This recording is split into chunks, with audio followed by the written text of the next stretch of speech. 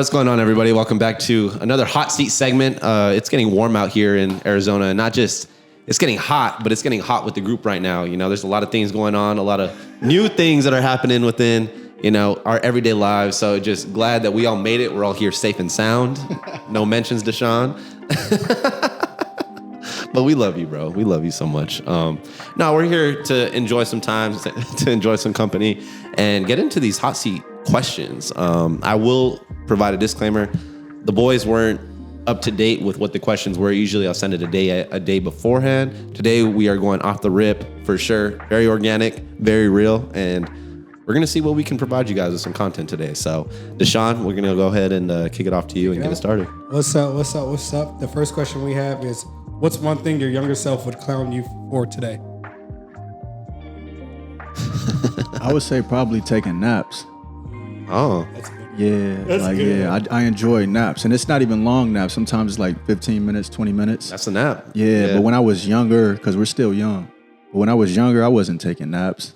You wouldn't catch me. Naps didn't exist. No way. It didn't exist in the mind frame. So now I would probably say, and it's not even something I think I would laugh at, but speaking in retrospect, it would probably be something like, I don't need to take naps. That's fair, What am yeah. I taking naps for? But now it's like, no, naps are essential. Mm-hmm. They're essential. You feel me? So yeah, I'd probably say that.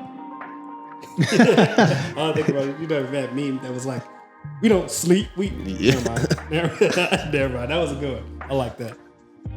You go?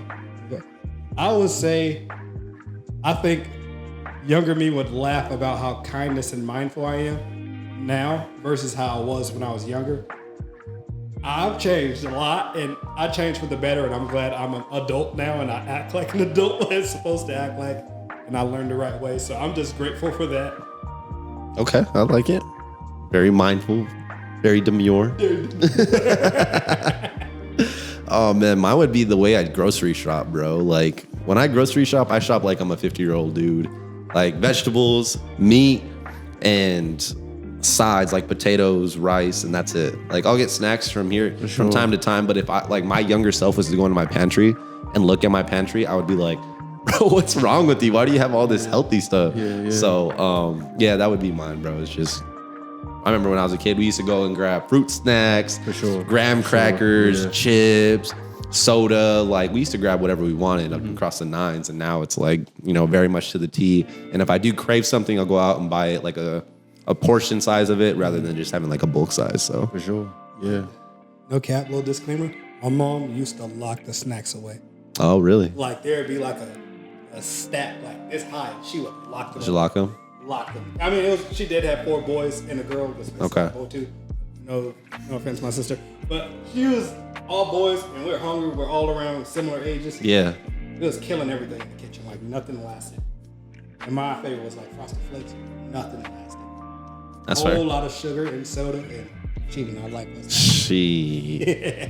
My parents just knew. I feel like my dad would count how many Diet Dr. Peppers were probably there.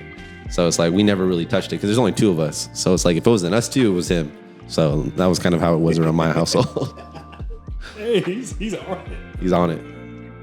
Number 2, if someone was to judge you off your social medias, what would they think about you?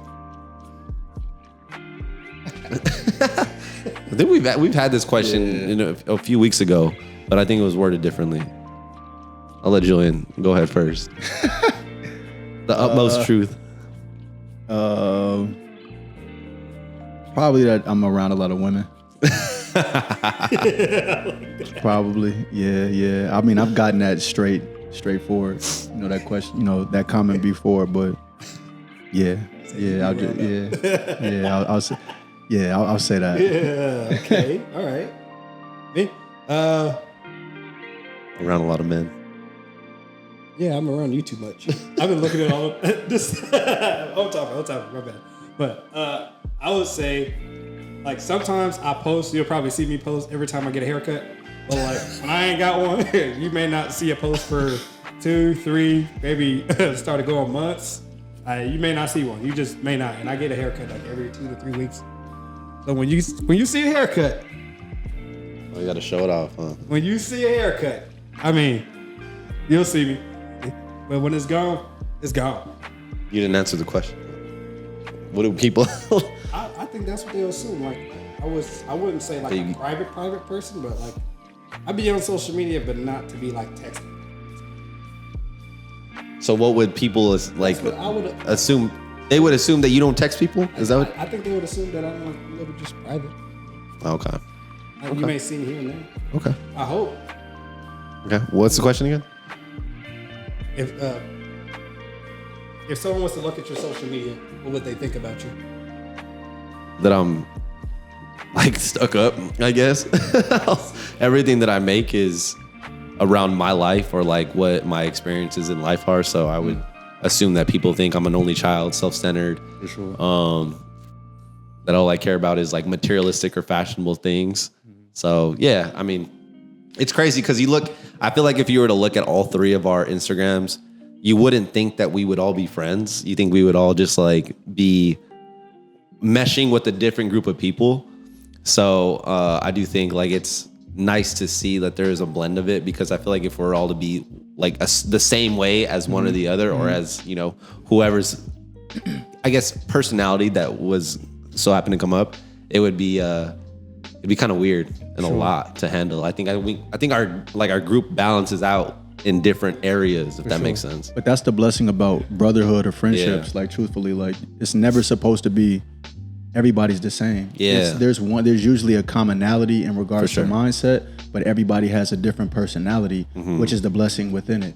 And that's why you're supposed to, of course, within friendships and brotherhood, you're supposed to, you know, take things that you like from, you know, people that you're around, but it's not to be that person, because what you bring to the friendship or to the brother, your brotherhood is what makes you unique, and that's what makes everything mesh. And so that's the blessing within it. You know what I mean? Everybody's different, but there's still a core understanding and mindset that we all have, and how we operate, how we move, how we think. So that's at the core. And then, you know, our personalities, they're gonna all be different. So that's what also is brought forth into it, which is the blessing within that.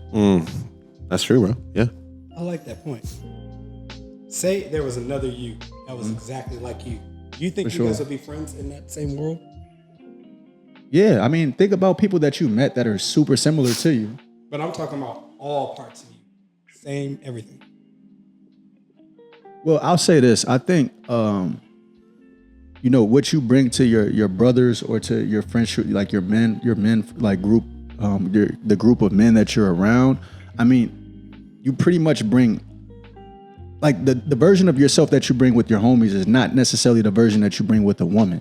You know what I mean? That's a different version. Even though it still could be very like similar, it's just a woman brings a certain level of, it's just a different vibe. Yeah. So with your boys, they see a lot of things from you. They see pretty much everything. They see your silly side. They see you laugh. They see you be serious. They see you work. They see a lot of things that maybe a woman wouldn't see either. So I would still say, yeah, like, because think about your friend groups, or like people who are your brothers or that you've grown up with.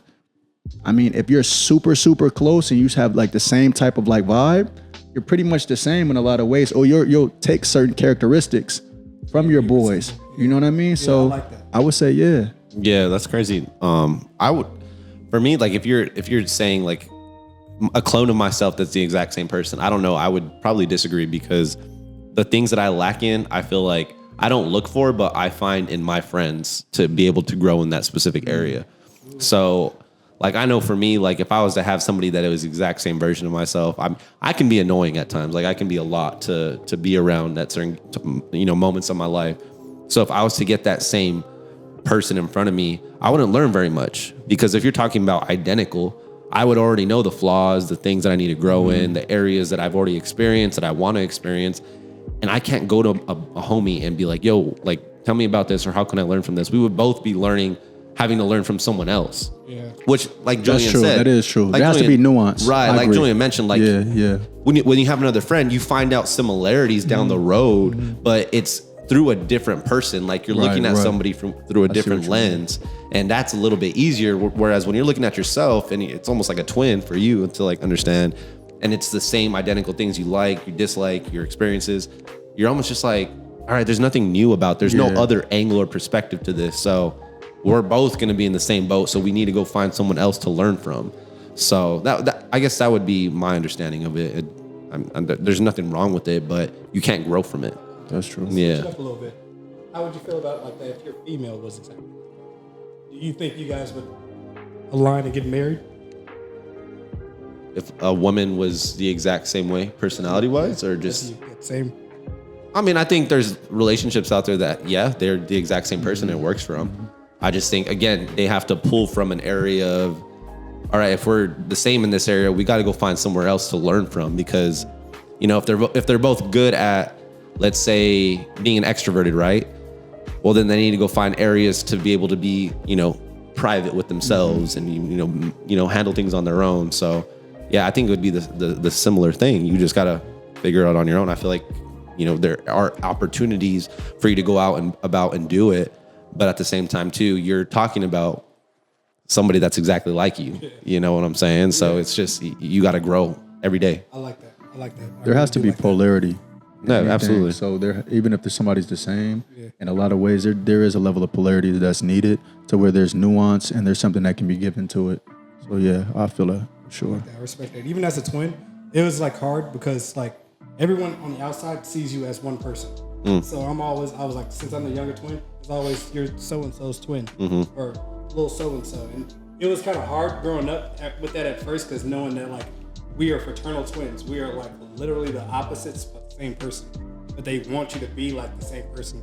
And then we went to a period when we got like as seniors, we did not go to the same school, and like you basically have to re-identify your whole identity. Not that you need to change your identity, but like when you always have like say a brother that's always by your side and never leaves your side, you all have that like that faith knowing you're good. Like no one's ever gonna try you. And I was in environments like that, but it's like knowing that I'm always gonna be good and I'm always gonna have someone that has my back that actually knows me and knows who I am.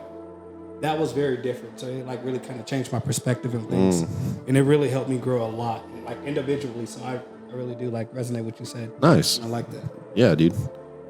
Question number, we're going to roll us off to question number 5. Is it ever okay to ghost someone? Damn, we went through 4 already? Or I basically that was question 4? Oh, shoot. Okay. What was the question? Is there ever a valid reason to ghost someone? Well, I think go ahead. no definition needs. I think there needs to be a definition of what ghosting is first. We want to look it up real quick because I think everyone's understanding of what ghosting can look like is different. Yeah. So, like, if there was like a true source of what ghosting is, I feel like that answer could be given in a full context. You know what I'm saying? Following the bracket of ghosting is basically situational. So a lot of ghosting is kind of primarily situational. On when is it okay? I feel like the term ghosting can be used more personally. Like, I think somebody can easily be like, a situation would be, oh yeah, like I reached out and they ghosted me. But it's like nothing was established. Right? Right. So is it really ghosting? That's why I said if there's a clear definition of what ghosting is, I feel like it would be easier to give full context so that way it's, I guess, interpreted on our end the right way.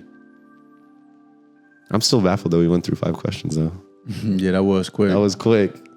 For sure. I got you the true definition. The appearance of a ghost or a secondary image. No. Maybe what is it? So it's more like an urban term. Not urban.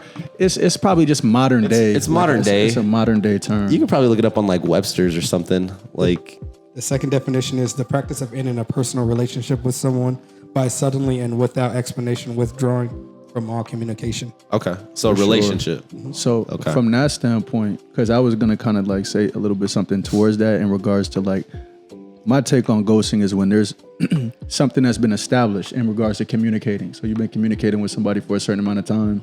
There's been like a consistency within that for whatever that's worth, and then all of a sudden there's just a obliteration of that. So it's just like, I mean, we're in time. I mean, I feel like, I don't know, man. We're in crazy times, but it's a real thing. You know what I mean? Like, it's a real thing. So I think with the term, people talk about having emotional intelligence. I think with using that term, at least a conversation could be had, unless something's just so out of pocket to where it's just like, yeah, I'm cool. That like this was just too extreme. There's no conversation that's needed. But if you're vibing with somebody, if there's obviously an understanding, and then there's just a cutoff for no reason, and there's no closure for the reasoning for that, to me, I do feel like there's immaturity within that. You know what I mean? From a man, a woman, from a woman, a man. But if there's something that happened, and it's like, I'm not even explaining why, you know what I mean? There's a cutoff. You know, it could probably be seen or felt, or somebody did something to where it's like there's a reasoning for it. I feel like it makes sense. But if you're vibing with somebody and there's reciprocation on both ends, and then there's just a cutoff, it's just like, yeah, what's the purpose of that? Yeah, I would agree with that. I think the only reason you should go somebody is if there was something done to the point to where it's very unhealthy. Exactly. Like toxicity type thing. For sure. Because I think emotional intelligence is shown through the ability to communicate with someone and stand on what it is that you're saying that you're going to do or not do. Yeah. So I don't think there's any room in a relationship to ghost. Even if for sure.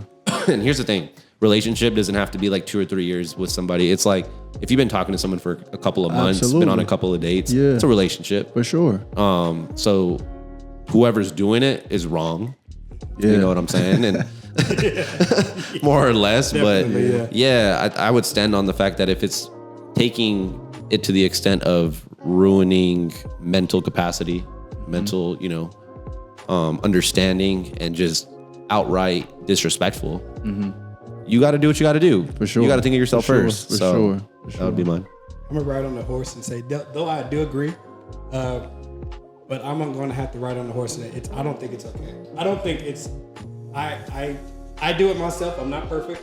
I'll do it in a split second if I see something, if I hear something that does not align with how I get down. So I know for sure that I'd be wrong in a sense for not educating on why that made me feel some type of way, because it did. Obviously, if I ghosted you, it made me feel some type of way. And I think the real connection would be to actually, though I don't want to say be helpful to the situation and be able to like prevent this from happening in the future, because I specifically felt uncomfortable. But I feel like you don't exactly owe that person that, but like we're all in relationship. Like it's all a relationship. It just has different brackets to like different accessibilities to that relationship. So I feel like not doing it is kind of like being a disservice to your people. Like you need to let them know, like, hey, this is wrong. Like how we hold each other accountable. You got to be able to let that person know, like this was really wrong, and I got to hold you accountable to that. Like we need to fix this. Either like, because I've been thinking about this point of like either moving out or moving forward.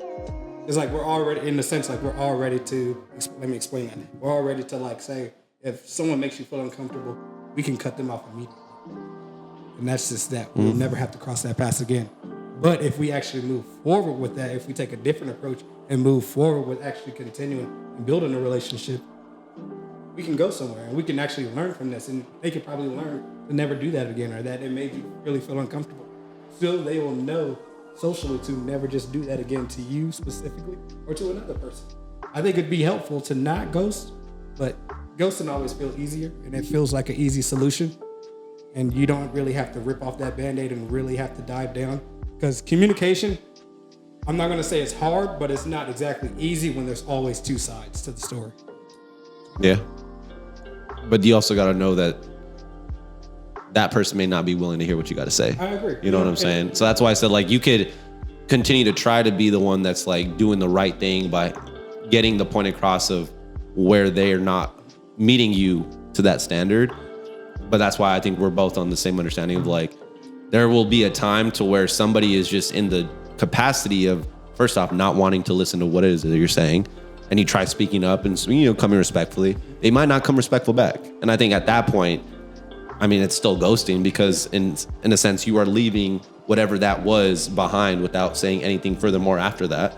But it just depends on the type of environment that you're in. You know what I'm saying? Like, we're not condoning ghosting. It's situational though. Yeah, because you're going to come across people in life, women, bosses, peers that just don't care what you got to say. Yeah. Like, you're going to be wrong. You're the wrong. And that's, like you said, the hardest part about communicating is there's always two sides to every story.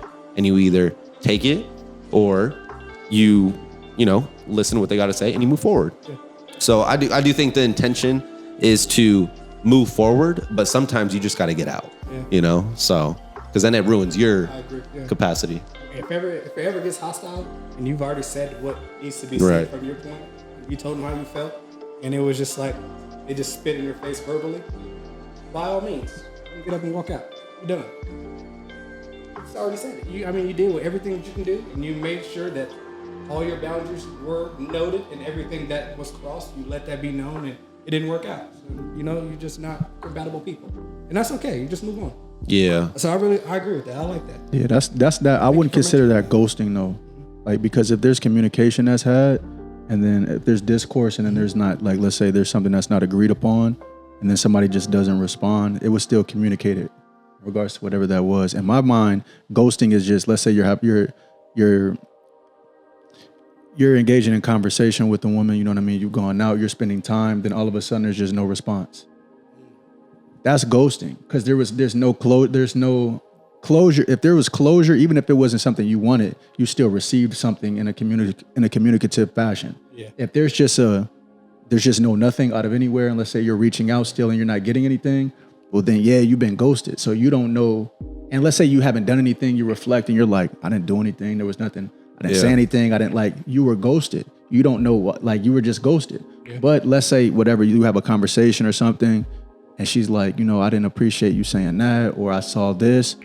You were still communicated to about something, and then there was a decision that's made. So were you really ghosted from that point on? No, because you still received some type of information. But when there's just nothing, let's say you're really vibing with you're really vibing. You're going out, you're doing certain things, then all of a sudden it's just nothing. To me, that's what I interpret as ghosting. Like that. Because you were on a path for whatever it was, spending time, vibing, conversing, then there's nothing. That's ghosting in my mind. If you get some type of feedback, whether you want to hear it or not, then there's just no further conversation. You still received something. But if there's just nothing, all of a sudden, you were ghosted. That's so ghosted. From my vantage point, if people, men and women, are moving in a mature fashion, I don't see where, and you're having you're operating within experiences that are I don't want to maybe meaningful, but maybe not. I don't really see where's the room for ghosting. I mean, with the mature mindset. Yeah.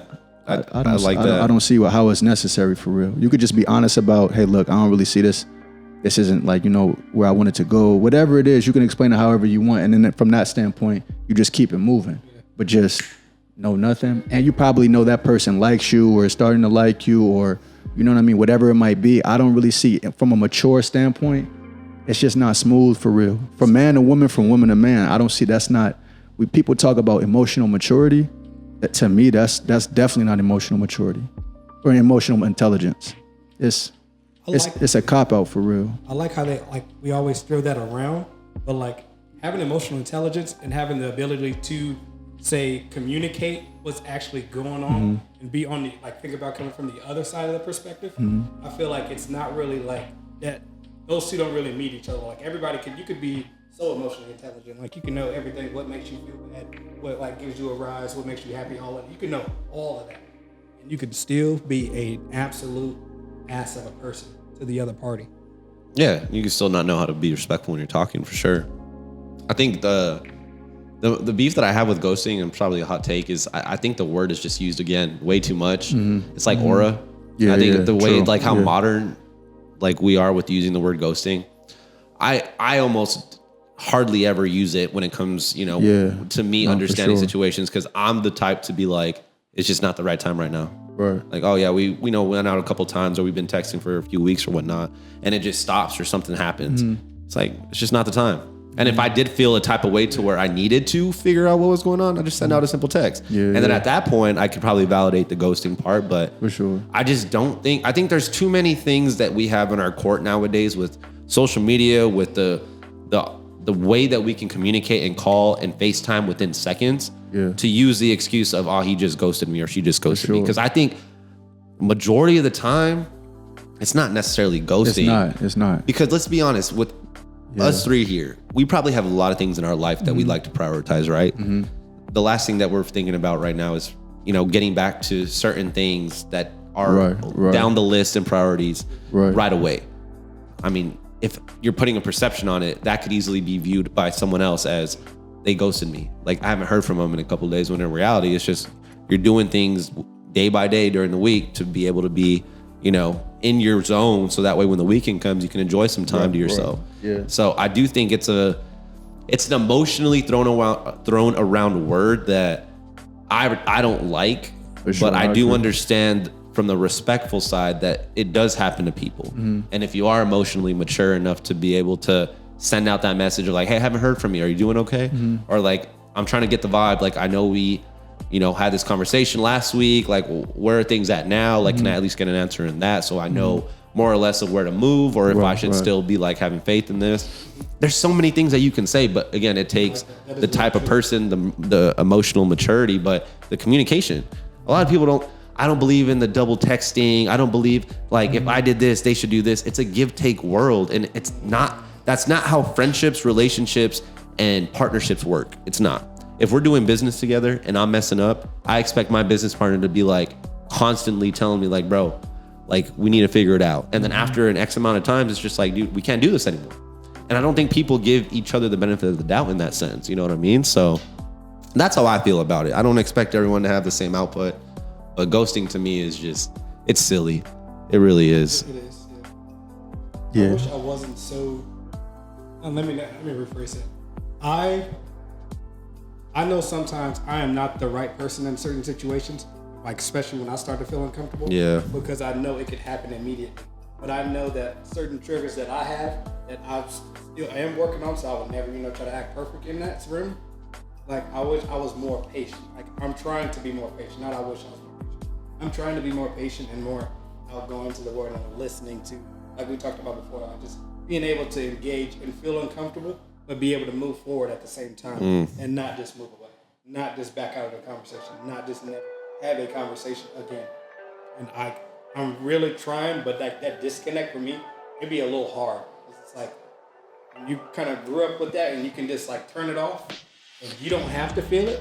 Though it's wrong. And it's easy, but it's just like, it's messed up. It's really messed up. And I be trying to like be the mature person and learn better and to even like educate certain times when I do feel uncomfortable. And like I let them know, and I do know something's not gonna work. And like with relationships, I'll ghost you fast right now. I will ghost you so fast. Give me 2 days. Give me 2 days of uncomfortable. You cut that out. There's like, even with like friendships and everything, that I'm so clear in the beginning that I will drop you today. You can text me at 2:59. Damn, that's crazy. But yeah, you can text me at like 2:59, something wild and crazy. And if it really disturbed me, 3 o'clock, done. You're done. Dang, bro. You did not make the cuts. I'm Gordon Ramsay when it comes to that. And I hate to say that because he's a little tough. And I wish he's real like, tough. We're listening to that sermon about like when he was talking about like that guy said like people be out here like I don't play no games and all that yada yada yada stuff. Yeah. I hate that I resemble some of those characteristics, and I'm working on fixing that immediately because it's so wrong and it's not healthy at all. Knowing that I went through conflict management like classes to learn as psychology. There you go. No, you're But good. yeah, I'm just working on that and working on that hard. So I digress. Don't do it. Start to acknowledge that you're doing it immediately so you don't have to be in the same boat and just start at square one. Work through it. Be mature. I want to hear Julian's thoughts on what you just got done saying. I want to hear his raw thoughts. I mean, bro said a lot. Bro said a lot. There was a lot right there. But I think ultimately when just with ghosting, I think it really is when there's reciprocity that's happening.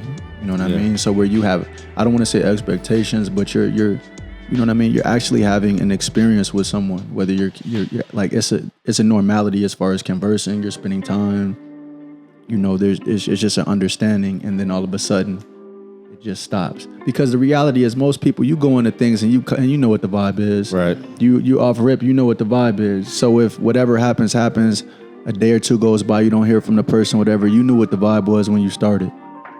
You know what I mean? So were you really ghosted? No, you knew the vibe. And you know what I mean? We can read between the lines on, you know what I'm saying? It's like, you know the vibe inherently when you start things off.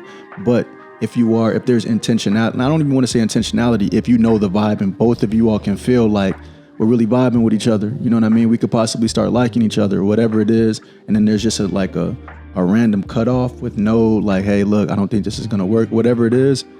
I look at that like, all right, that is ghosting, because there was, again, reciprocity on both ends from an understanding standpoint of we kind of understand what this is, where this could possibly go, whatever it is. But most situations, people know what it is off rip. You know what I mean? You know what the vibes are. So is it ghosting? No, it was just short term. Like it wasn't really anything. So I look at ghosting to where it's like, all right, man, we were spending time, like, you know what I mean? We were texting, we were talking, whatever it is, and then there's just a cutoff. I would deem that as ghosting. Most other things, it's not ghosting. It's just like you knew what the vibe was. Yeah. So, yeah. That's respect. I like that. Thank you for saying that. For sure. I don't know if a lot of people would like probably see it from this aspect, but it would take a lot for somebody to look at, you know, a situation like that. And I feel like to feel like what the vibes are, you know what I'm saying? Like, I think we're speaking from like a very, not far off approach, but like a very mature standing of like, intention wise, we know more or less. We're not dumb. For you know sure, what I'm saying? Like, and I think the yeah. issue with that message is that some people out there just live in a fantasy land. Yeah. And they're just telling themselves on the other end of it, like, no. Like, it's really not this. Like, it could be this. Yeah. And I think that's why, like, if you stand on communication, which I've been always told by my dad, like, if you just stand on communication as much as possible, it is very hard to be the bad guy. That's true. You know what I'm saying? Like, That's even if it's out, like, in their face, like, this is what it is. Like, these are the vibes. You can't get hurt if you continue to reiterate what it actually is. For sure. So I think with anything in life, like, I do my best to make sure, like, regardless if you ask, you don't ask, it's continue like, all right, this is what it is, or like, what are you expecting of me? I think that's like the easiest thing to do is like, what are your expectations of me? Because you can apply that in work, you can apply that in friendships, relationships, and you understand the expectations. It's like, okay, cool. I either can match that, or there are certain things that I'm just not willing to match right now, but I know I can, you know, give you a couple of them. And I you know, at that, but I don't think a lot of people are ready to have that conversation yet. Cause again, it's give and take. Yeah. If I give you 3 things, you give me 3 things. Reciprocity. Exactly. And it's just not healthy. Someone's always going to get more out of the end, you know, regardless. That's why the 50-50 relationship bullshit, it's not real. It's not. If you think about it, it really isn't real. So I do think it takes, you know, a type of man, in this case, since we're talking about, you know, how men should be moving, to sit back and really understand, like, okay, the actions that I'm doing, is that matching the way I'm communicating that? Because I think that's the biggest kicker is like, you know, you're saying things, but your actions are doing the other things. And that's sometimes the actions would be the more powerful thing than regardless of what's being said. You know what I'm saying? So that's true. You just said something right there that made me think. You said that usually there's somebody that likes each other more than the other. I was watching something. This was a while ago. I saw somebody speak on it. Yeah. And he mentioned basically there's an adored and an adorer in any situation. Like, you know what I mean? And there has to be that. An adorer and an adored and an adorer. And there's nuance to it. I'm not going to speak on that because it was a very, very nuanced conversation. But that's a very real thing. You know, being adored or being the adorer. So that falls into a lot of the different things as well, but that's a very it's just a very real thing, you know. But again, I think with just intelligence in totality, people call it emotional intelligence and things like that. Of course it is, but with a certain level of intelligence, you just move a certain way. Yeah, and everything. So I just look at it from that frame. Question number 6: what's one thing men don't talk about enough?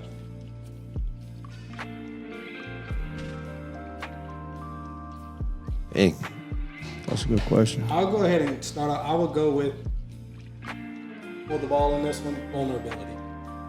We talk about it. I mean, it's always in the air, but like, it's like being too vulnerable for men, and we're kind of raised and taught this, that it's dangerous and you don't do it, and you're not supposed to do it. And like, a lot of us growing up and we still continue those traits and that mentality of doing that. So like, sometimes you may get like a real surface level conversation out of, like, say you're a woman and you're asking your man a bunch of questions that he's going to give you a surface level question, like, I mean, an answer to that you won't even like, what? Like, Is there more? And it's just like we just don't do that. And it wasn't something that I was taught to be vulnerable. I was taught about you don't need to be crying, don't be doing none of that shit. None of that is life. You're a man. And then we have that whole be a man thing, or who's going to be the man thing that we have now to these days. And it's like, if we really want to scratch those areas, I don't think we will like the outcomes in the person that we may meet when we actually start asking for these things. And then you start receiving these at this, like the actual reality of how we were raised and how we're programmed to be. And I don't think we want that. I don't think the world wants that. Yeah. What would you say vulnerability is to you? Vulnerability is being able to say, even being like a man, or just doing the uncomfortable things, like being an adult. I would just say being an adult. I would take away gender, and I would just say like just primarily being a actual healthy adult to your community, in the community that you are in. Okay. What about you, Julian? Yeah, I think, because I was listening, you know what I mean, to what you were saying, and also thinking about it simultaneously. I do think there's a certain, because I do think there's a level of vulnerability that guys do express, but it's still, there's multitudes of levels to it, and I think there's just a certain level of, you know, just from it could be a gender standpoint, it could just be a human thing, but there's a certain level of, you know, vulnerability that maybe certain people just want to keep to themselves, from just like there's just certain things you hold close, you know, to yourself. But I do think there's a certain level that most guys don't even delve into necessarily. You'll express certain things, but real intimate vulnerability in regards to like real deep things, I think there is kind of a cutoff, and most guys just deal with it internally. Yeah. Or maybe if there is an older man that's an elder, whether it's a father, a grandfather, or uncle, or something like that, I think there's a level of vulnerability that a younger man might express to an older man that he doesn't necessarily express to his boys. But I think that's also needed too. Yeah, for sure. I think that's needed, because if you're going to relinquish a certain level of vulnerability, you're probably seeking real answers.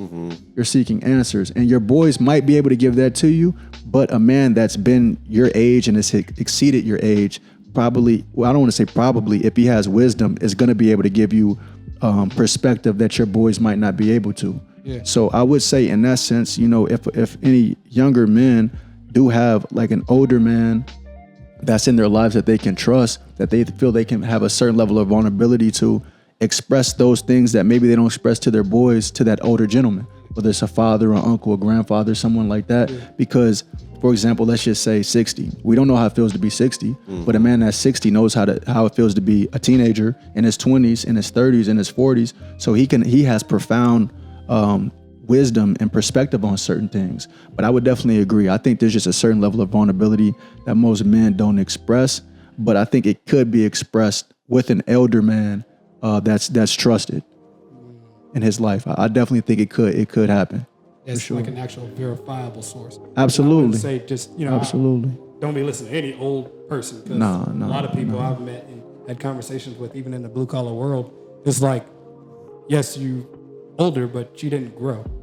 Yeah, and that's like fair. Talking to you is like talking to some peers, and I'm just like, I don't think that's just not reliable. You know who you have admiration for, you know what I mean, who has wisdom, that's an elder in your life that you aspire to operate like in certain aspects. You know who that person is. If that person is in, you know, your life or someone's life, you know who that man is. Like, again, if it's an uncle, if it's a father, if it's a grandfather, if it's a godfather, whomever it is, you know who that man is, because he's shown through test of time that he has that wisdom, and he's shown it within your life. So again, of course, you're not just going to relinquish that to just anybody who's an elder, because age has nothing to do with maturity.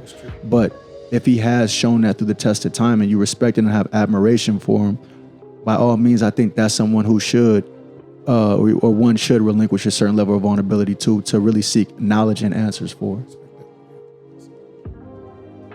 I would agree to a certain extent.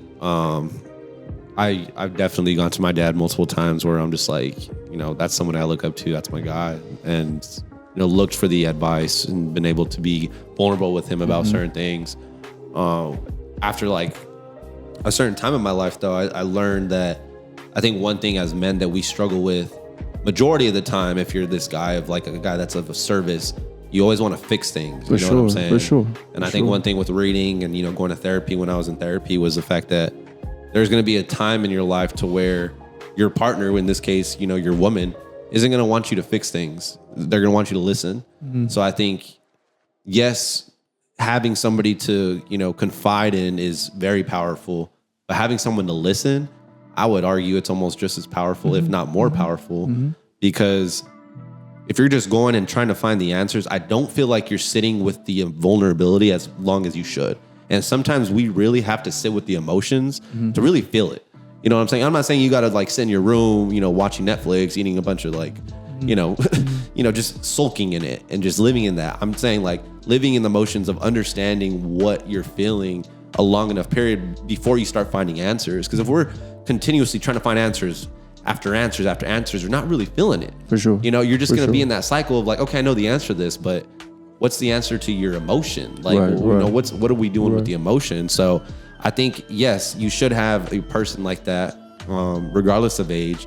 But I think that makes it more of a valid reason to confide in your homies, because as much as your homies may not have that 60-year-old wisdom, they have the ability to show up and listen. And I think if we're all trying to make each other better, you have to show up and listen, even if it's just a homie, because again, that's going to show up later down in your life. And I think we got to be better about listening and just, yo, bro, you got to talk, let it out.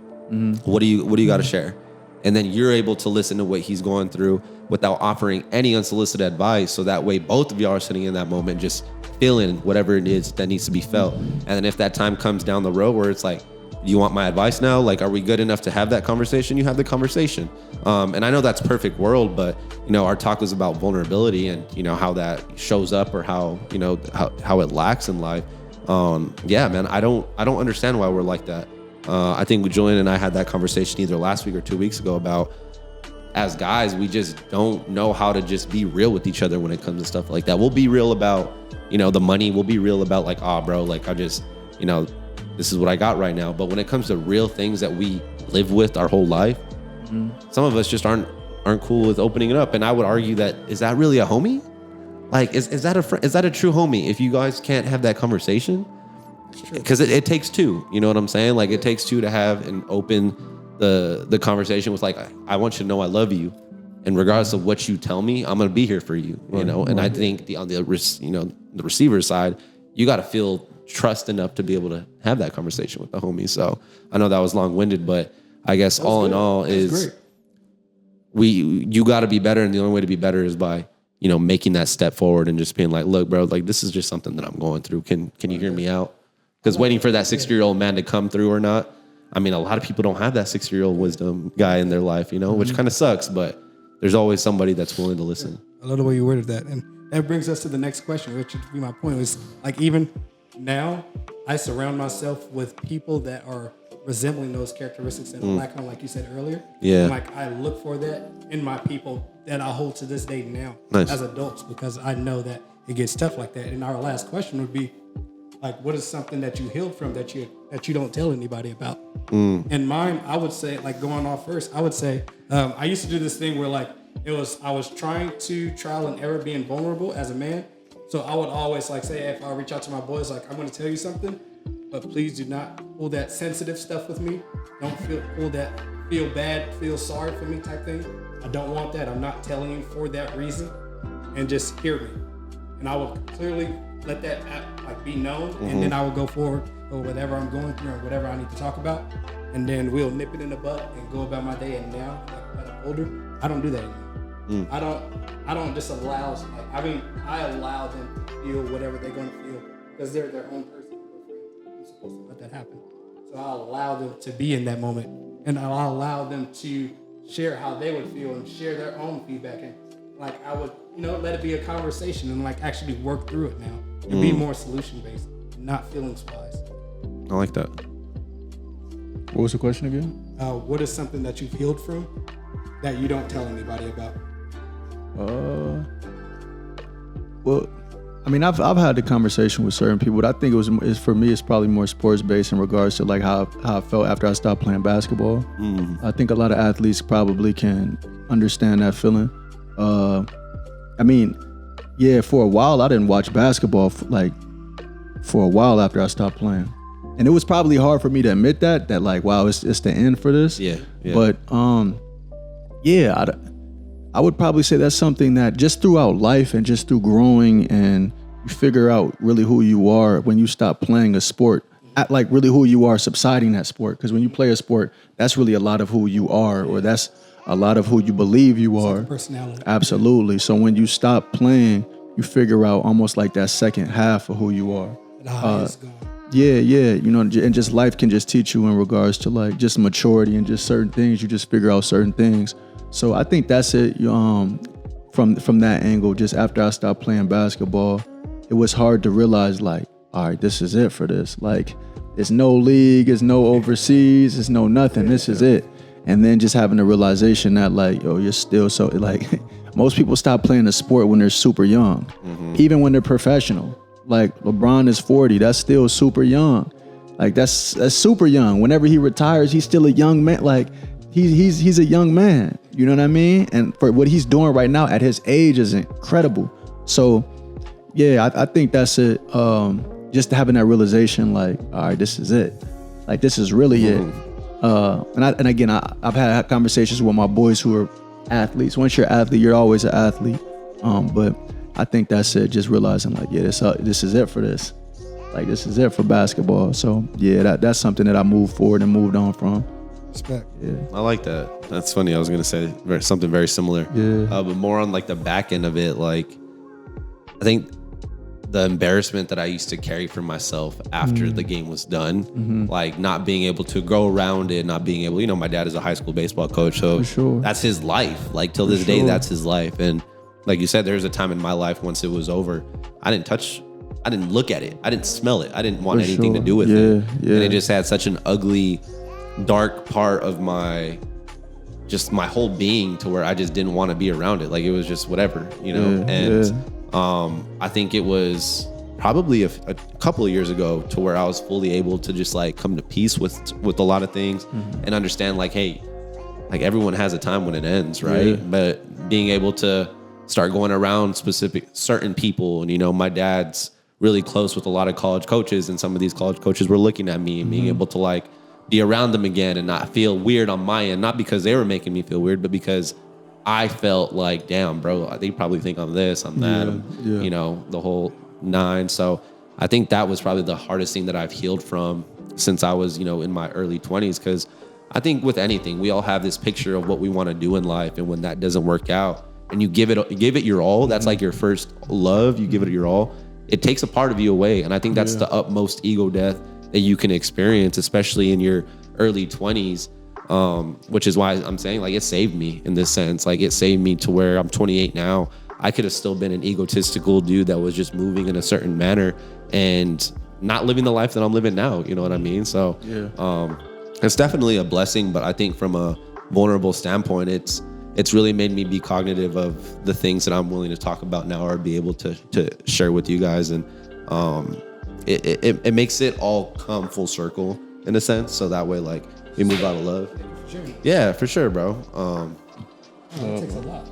Yeah, definitely. And I think, you know, it takes the friends that you have around you to be able to not hype you up, because that's fake. It's to show the love in the other areas that you perform in. This case, being a good person. In this case, you know, the things that you guys do very well and the things that I do very well, and just enjoying company with each other. I think that's what makes you convicted in like, oh, like people value who I am, you know, and it's good people. So yeah, bro. I like that. Yeah. These are great questions. Is that it? All right. So that's officially it for the hot seat segment. We'll try to cut that one out a little bit better on the editing side, y'all. But you guys have a good night.